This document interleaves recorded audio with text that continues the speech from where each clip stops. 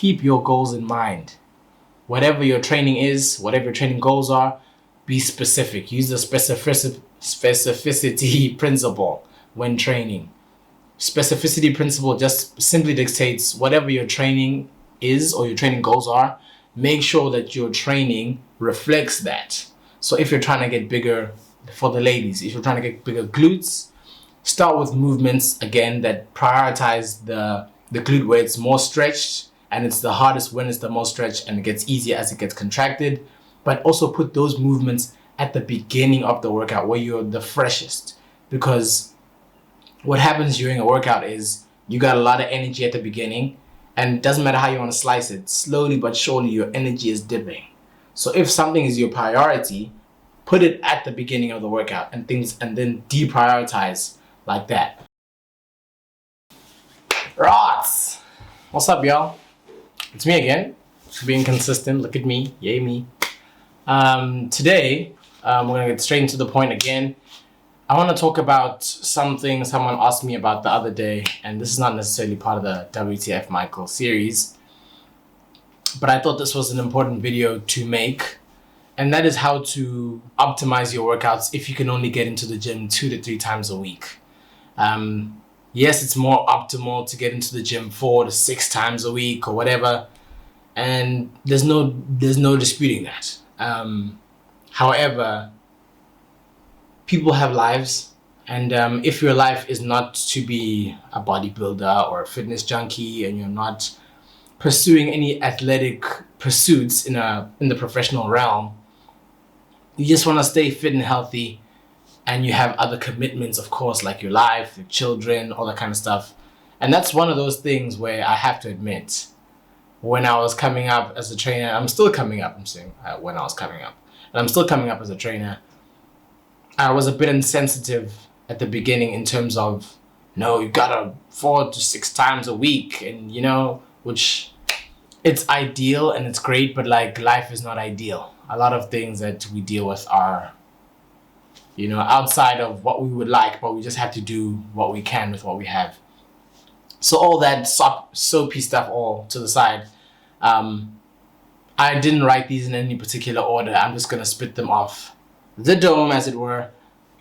But one of the things that you want to do, and I've noticed from training clients myself, because frequency of training muscles matters, you want to try and prioritize training and doing full body workouts in those 2 to 3 times a week that you are training. You need to maximize those sessions that you're doing. And full body training just means that you're combining upper body and lower body. It doesn't necessarily mean that you're training your whole body in the whole workout. It doesn't mean you're starting from shoulders to arms to chest to back to abs to legs. No, the workout will be freaking 3 hours long, and nobody wants to be in the gym that long. You shouldn't be in the gym that long. Anyways, but yeah, it means combining those 2 body parts so that later on in the week, when it's time to hit those body parts again, you can still kind of get that frequency right. So let's say if I train Monday, Wednesday, and Friday, I do maybe a split, like I do some bench for a horizontal push, I do some pulling, let's say bent over row, I do some squatting, and maybe some abs, okay? And then I do that again, maybe on the Friday. And let's say those muscles in the beginning of Monday are the ones that I'm really trying to bias and grow. The ones on the Wednesday can be the ones that are maybe less of a priority, but you still need to do them. Maybe let's say you have really good calves, you just train your calves maybe once a week, even though again, not optimal, but it's better than nothing. So once a week with the calves, maybe you do some arms, maybe you do some shoulders or something like that. But my point is, full body workouts tend to work best for those kind of things, because you tend to get the frequency better than if you were to train Monday, Wednesday, and Friday, and you just do chest on Monday, legs on Wednesday, and then back on Friday, because then you literally just train your back once a week, whereas you can okay, sorry about that. The thingy ran out of space. Trash. Again, life being inconvenient, whatever. So yeah, basically training with a better frequency. Full body workouts allow you to do that better than just bro splits or push pull legs. Again, if you do a push pull legs on Monday, Wednesday, and Friday, chances are you'll only hit those muscles once a week, and probably really won't make much of a progression from there. You might at the beginning, but you'll quickly hit a wall. But yeah, not to say that full body workouts are perfect and they're the whatever, but they tend to work better for most people who are busy. I know all of us are busy, but like with anything in life, there are levels. There are people who might have a little bit less time to train. So because you also have less time to train, you need to optimize the amount of exercises or the exercise selection that you're doing. So when it comes to exercise selection, let's say because you don't have much time and you want to do a leg exercise, let's say a quad exercise, instead of maybe something like a leg extension, which is okay, still can cause a good amount of fatigue, but for overall quad growth, probably wouldn't measure up to something like a squat or a full astergrass hack squat. Maybe prioritize that over the leg extension, and then things like a fly. Maybe you just do flies. Not to say flies are bad. Flies are great. You just do flies and you don't do any pressing for your chest. Prioritize something like a press, and maybe even with dumbbells. Go really low as you come down, a little bit of a pause. That is another way you can make your exercise more efficient when you're actually exercising. But again, let's focus on the point here, exercise selection. So with exercise selection, again, you want to choose exercises. What I'm basically trying to say is you want to choose exercises where you get the most bang for your buck in terms of the exercise. And that normally happens when the muscle is fully lengthened, and where the muscle is fully lengthened, the exercise or the movement is the hardest there, and it gets easier as you contract the muscle and you get out of into its contracted state. So what I'm trying to say is like a hack squat, for example. You go all the way down until your calf touches your hamstring, obviously if you can.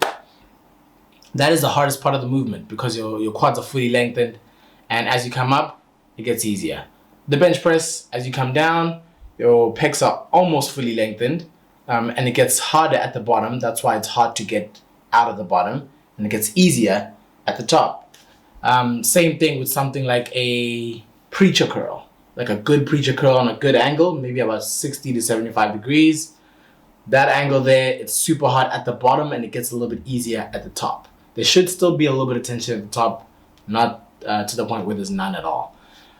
So those are little things that are very key to optimize, especially if you don't have as much time as another person to go to the gym. And then the last thing I wanted to talk about, well, besides your diet, you guys already know, diet should be optimized. I mean, it's obvious. And then the last thing I wanted to talk to you guys about is exercise selection, the full body workouts. What's the other thing? Full body workouts, exercise selection. Boy, if you don't get... Oh, the last thing I want to talk to you guys about to optimize the workouts is keep your goals in mind. Whatever your training is, whatever your training goals are, be specific. Use the specificity principle when training. Specificity principle just simply dictates whatever your training is or your training goals are, make sure that your training reflects that. So if you're trying to get bigger, for the ladies, if you're trying to get bigger glutes, start with movements again that prioritize the glute where it's more stretched, and it's the hardest when it's the most stretched, and it gets easier as it gets contracted.